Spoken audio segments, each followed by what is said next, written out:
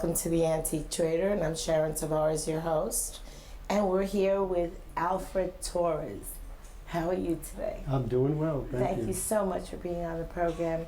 And could you tell us a little bit about yourself before we start seeing all the good stuff you bought for us here? Okay, well, I'm retired from the Department of Defense. I worked here in San Antonio at Kelly Air Force Base and went to Washington, D.C., worked at the Navy Yard and at the Pentagon, and then I came back. And what happened to me was that I've studied art history all my life. I've always enjoyed it. It's something that was always part of me. And so this is why I wound up doing. So what was the first thing that you began collecting and why? Well, the first things I collected were prints because they were affordable, and they were. And the way I started was in Washington, D.C. I was at a yard sale, and I saw a print that I knew was good, and I picked it up for $5, and then on the way home, we stopped at a gallery that I knew the guy there and everything, and we stopped by, and he bought it for me for $300. So that kind of piqued my interest, and I did that several times. That's a good way of piquing your interest. Very interesting. The green always piques the interest, doesn't it? Yeah, exactly. So what did you bring for us here today so we could see? Okay, well, the items that I am interested in, since I have a little familiarity with art history, I like the Art Deco, Art Nouveau, I mentioned before, but I also like the arts and crafts movement. These are all art movements, and the mid-century movement. Yeah. So what did you bring here to show us? Let's start with that. Okay, well, this item right here, I went to an estate sale, and I was looking at it, and turned it over, and I noticed that it was a Dalton and Company. And that right away told me that this was pre-1901, because Dalton became Royal Dalton in 1901. It was warranted a royal warrant was given to it in 1901. So I said, well, this is an old baby, here. So I started looking at it, and since I study European items, and since I was in the Department of Defense, I spent some time in Europe and lived there for a while. And since I liked art history, I visited a lot of museums. I see it's in pristine condition. Yeah, and that's How many important. years have you owned it? It's relatively new. It came out of a ranch in Fredericksburg not too long ago. Amazing. And this thing has, I noticed this little square, this little diamond they call it, is the way England... See if you could point it out to the camera and see if they could kind of get a shot at that. Yeah, this little diamond is what your England used to date their pieces. So this piece I know from all the little letters that's on this diamond, I know that this piece was from May 1879, is when this piece was registered to be made. And this is the retailer, this is the artist, which I'm not sure exactly who the artist is yet. Since I got recently picked up the piece. It's amazing. It's a very nice piece. It's beautiful. So it's an old piece prior to really all the art movements that I'm talking about, because it's 1 year before 1880, when the arts and crafts movement started, supposedly. But it's a beautiful piece.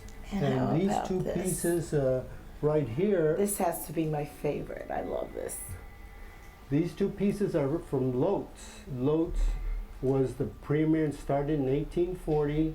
It was the premier company that made Bohemian company that made art glass. It was the premier company. In 1900, this company won the grand prize at the Paris Fair for their glass works. And they did Art Nouveau. This is considered Art Nouveau, for It's example. beautiful also. And that's Art Deco. This is the Tango. They call it the Tango, the Lotz Tango vase. That's what they referred to that. And this is a Medici, but this design is called Phenomenon.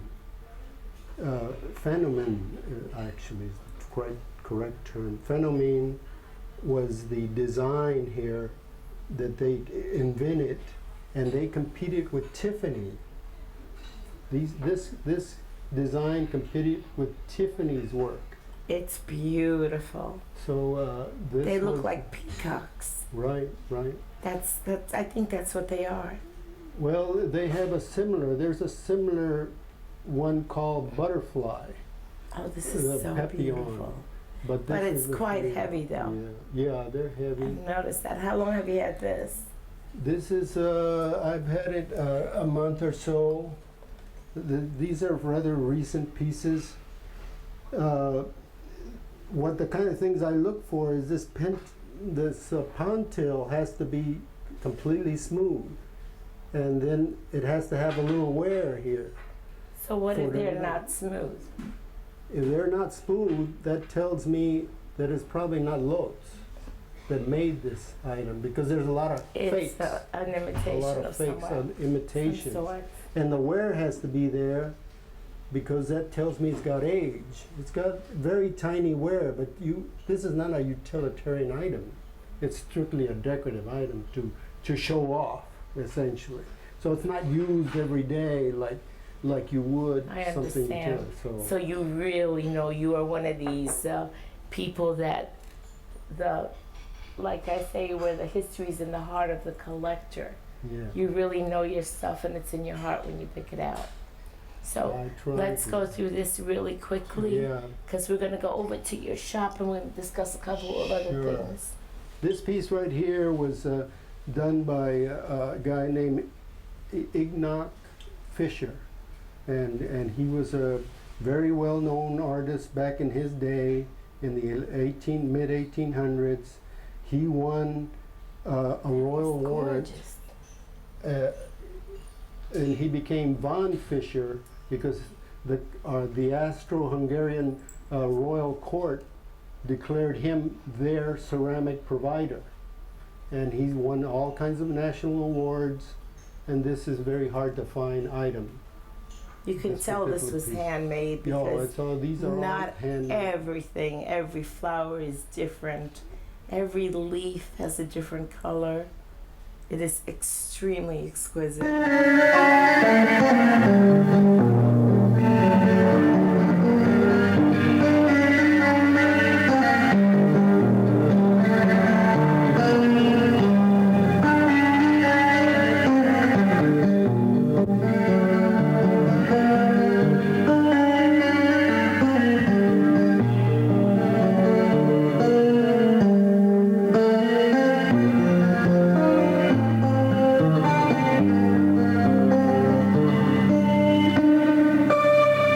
Back for more fun with fine art objects. Okay, Fred, tell us what you have here for us. Okay, well, I wanted to show you a couple of pieces here. This is a Mariage vase by Nippon. Nippon, when it says Nippon, I get excited because Nippon was made from 1911 to 1921. Is when they made these vases here.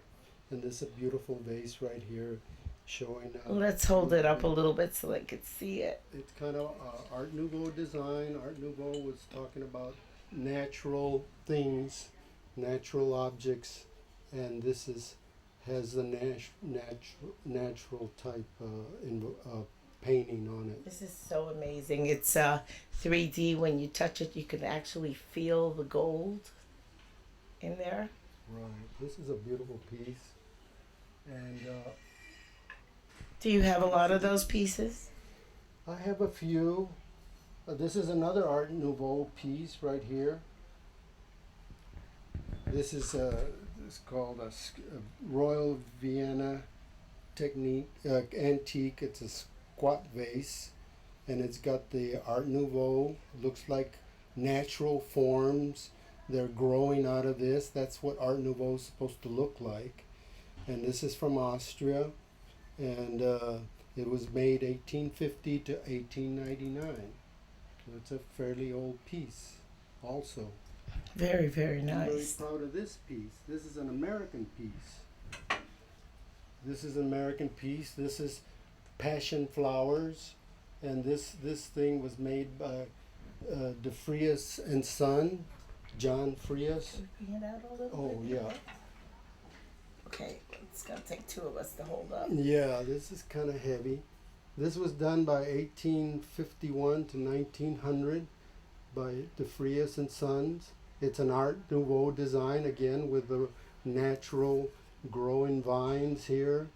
It's a passion flower, and it's one of my favorite pieces because it's American.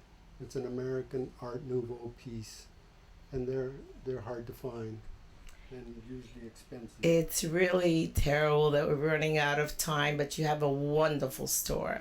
And I'd like to thank you so much for being on the program. Well, you're And very welcome. thank you for your time. Sure.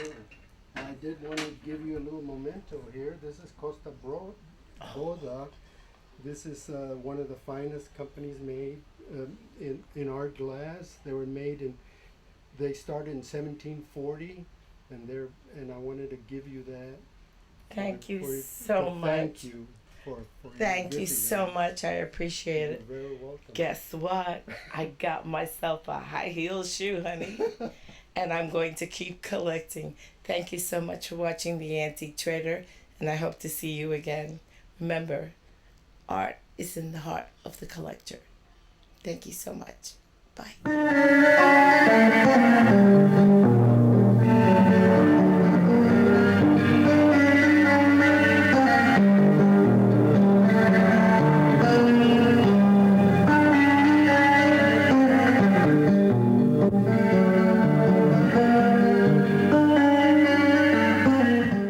Hi, we're back on The Antique Trader with Becky Jones here, and she has a marvelous collection of newspapers and other memorabilia. So tell us about your background, Becky. Well, I'm an IT professional. I don't have a lot of time to collect, but most of my spare time is spent doing that. I do work full time. I have a shop at the Craftique Mall where I have a wide variety of items, all of which I would love to collect, but fortunately I get to collect them and then sell them too. You had to go over there and share it with everybody. I will. Because you had no room to live. I understand the feeling. Well, let's start with one of your magazines here. Life magazines. This is what I grew up with. Right, and I brought an array of my magazine and newspaper collection just to show you the different subjects and how this might be of interest to different people. I use them for artistic display. I actually have some of these framed in my home library. This one is about heart transplants and how unsuccessful they had been. This was a 1971 Life magazine with a picture of the first 6 heart transplantees, which all died very quickly.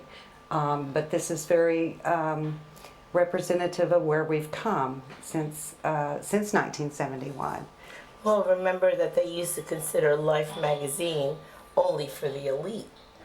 I That's couldn't right. wait. When I saw a Life magazine, you were talking about the best. That's correct. And they have the most wonderful covers. And they're very popular for collectors. Yes, I've because noticed of the that covers. also. And the iconic, I'll show you a few more. This one is of Bob Hope during the Vietnam era. You see the red, white, and blue in Bob Hope's face, and a lot of us remember Bob Hope and how he spent a lot of his life entertaining the troops through the USO. This one is Princess Diana, one other icon of when she was about to marry Prince Charles. This was or I guess maybe they had just gotten married, but you can see how young and innocent she is in this picture. I have one with my favorite subject, one of my favorite subjects. This is an iconic picture of the moon landing and the flag on the moon and all of the footsteps around. And when I look at these magazines as a collector, they give me a sense of nostalgia. And this was a snapshot in our history, in our lifetime. So they're very interesting to me. I remember this, and I remember where I was at the time. Everybody remembers where they Isn't that were. crazy? And a lot of these Life magazines are that way. The Kennedy assassination, the first landing on the moon, you remember where you were. So Amazing. I have one more. This one is the march, the Civil Rights March across the Edmund Pettus Bridge in Selma, Alabama. And it's very, very interesting. The Savage season begins. And one of the things that's interesting about these magazines and newspapers is that this was when it happened. So you get the whole perspective of that moment. And I just love that. I You're think not seeing as history a- written later. As a photographer, I can see how beautiful the pictures are. They are, and And they really capture what it's trying to say. that's correct. And one of the things that I do in my library is I will take my favorite subjects, such as President Eisenhower is one of my favorite subjects. He's such a debonair man, and I put them in frames. And I have a set of my favorites, Life magazines, newspapers that reside in my library. Before we go on and before I forget, you said that you were going to tell the audience and you were going to tell us how you preserve these on special That's paper right. and the matting that you purchased. That's for it. right. There are stores where you can buy archive materials, so especially for newspapers, because newspapers, and you can see this one is from when Pearl Harbor was attacked. This was the beginning of World War II. The newspapers are very acidic, and so you want to protect them from air, mainly. And so there's stores that you can buy archive boards and bags, and you can neatly preserve your papers. And you can see I have, they come in different sizes. Here's one, Man Walks on the Moon. It's amazing. And you can take all of the air out of these, and that will preserve them for you. It also allows you to flatten out the wrinkles. Newspapers are very notorious for wrinkles. They're notorious for dog ears. And so it helps you to get them back to normal. What was the first newspaper you ever purchased for my this? first newspaper. I have it with me. And it has been residing in my library for the last 25 years. And I purchased it for 50 cents at an estate sale. And it is now selling on eBay for $375. And this is the Dallas Morning News. Wow. Now, at the time, I did not know what I was doing, so I put it in this glass frame. It does semi-protect it from the air, but it's not coming out. This is part of my library. It's part of my personal collection, and it's been in this frame for 25 years, and it's not going anywhere. Do you remember what you were doing when this took place? I was a little too young to remember this particular event, but I do know that it was a significant event in our recent history, and it makes great art for my library. It is beautiful. It is beautiful. I did bring one sample. I do, what I mentioned earlier, I do collect these for their artistic value. If you'll look, I have a newspaper here. This one is the oldest paper I have, and this one's from 1813. And if you notice, there are no pictures, there are no big headlines. This isn't that interesting to me to hang on the wall. And besides, I don't remember these events. And so that's why I like to collect the more recent, But this from the was- 40s on. This was done in cold press, not unlike the others. Very. Okay, so we're back, and what do we have now? Well, I just brought some examples of some other types of magazines in case you're not interested in history and you're interested in music. These are Beatles magazines, and these were actually the Beatles magazines. They were, every page is Beatle everything. They have pull-out posters and things like that. Beautiful. And so I just wanted you to see how these could also make nice art for your These music were room. yours, or No, they weren't mine, but I had to have them. I know, I know the feeling. They are beautiful. Yeah, and you can see the backs. They have, and if you notice, these are also in bags. Now, I don't, in these size magazines, I don't normally put a board because they are, you know, small Sturdy enough enough to, to to, hold. to save their, or to hold under their own strength. However, if you do stack them, you don't want them, you know, bending in a I'll get all box. tall here. Yeah. So you would want to put a box spacer or something in your box to hold them up straight.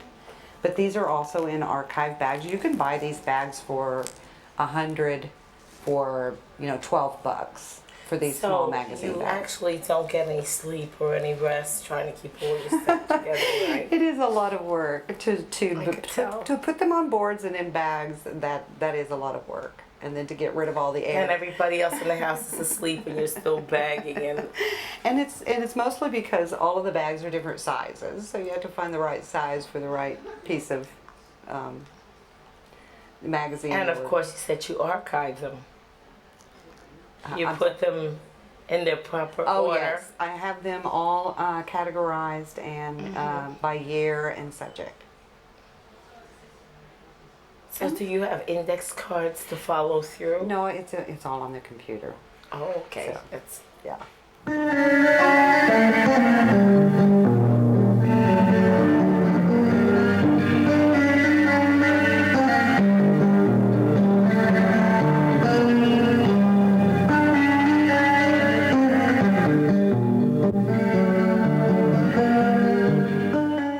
Welcome back to the Antique Trader, and we're here with Becky at one of her shops. Becky, tell us about your collection here. Well, I have a variety of depression glass. It's something that I always wanted to collect in my lifetime. Never really got to do that. So now that I'm a dealer at the antique mall, I So can let's pick buy up one lots. of your particular My pieces that you favorite, one of my favorite patterns is the candlewick Oh. pattern. It is so delicate and want. beautiful. It's so beautiful. And you can see I have a heart-shaped bowl. And I had a whole set of like 8 place settings, which sold. And so these, you would say they'd be fruit bowls, or I would say this would be a fruit bowl or a candy dish. This is very, this is unusual because it is the heart-shaped. but how does the set come? Does it come with the dish and the bowl? I believe these are 2 separate pieces. Okay. Yeah, I just have them together because in the interest of space, but these are 2 separate pieces. I do have a 4-section bowl there. I have in the bottom down there, I have some of the pink luster, which was made by Fire King. I think I have a set of 12 coffee cups. I have all sorts of patterns. I love it all. I'll buy it all. This Manhattan pattern is really beautiful. Okay, let's take a quick peek here because I want to be able to get everything in. And let's talk about your cups over here. Okay, well I collect everything obviously, but on this side I have a lot of English and teacups and Japanese teacups. I have pottery, the Franciscan pottery, the Red Wing pottery, some Alamo pottery. I have some pottery crocks.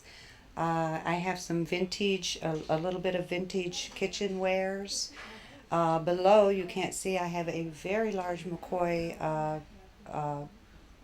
mixing bowl.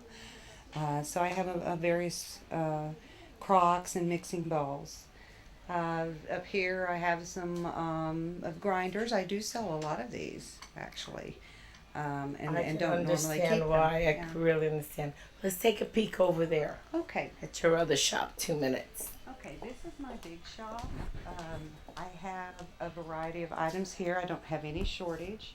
I have a display case with all of my smalls. I have a lot of silver items, uh, nice Whitting and Davis purses, atomizers and perfume bottles, compacts, just all sorts of little knickknacks. I do have a small collection of vintage hand warmers. Tell us about the hand warmers. Well, you actually fill them with fuel and you light them, and then you put the lid on, and then you slip them into a little pouch so that you don't burn yourself on the metal. And you don't catch fire. And so that you don't catch fire. You don't see them a lot around here, but I have picked up several at the different sales that I've been to. Okay, one more thing. Your ruby red All glass. right, let's go take a look. We're about ready to bring this to a close. One of the nicer pieces that I have is the ruby red pitcher. Ruby red is one of the most popular depression glass colors, and the reason they call it depression glass is because it was made in the 30s. It was actually not that great of glass. It was medium grade glassware. It was made mass produced, and it was made to be inexpensive. And they sold it at department stores, but they also gave a lot of it away to, it was back in the Depression, and they wanted people to buy things. So, you know, you buy something, you get a free cup. And so that's how it came about, and it is really, since the 60s, has been very popular, very collectible, and I believe the ruby red is probably one of the most popular. You have been wonderful. Thank you so much for being on the letting me program. share. Thank you. I really enjoyed We it. appreciate it. And for you at home, keep watching where history is in the heart of the collector. Thank you for watching The Antique Trader.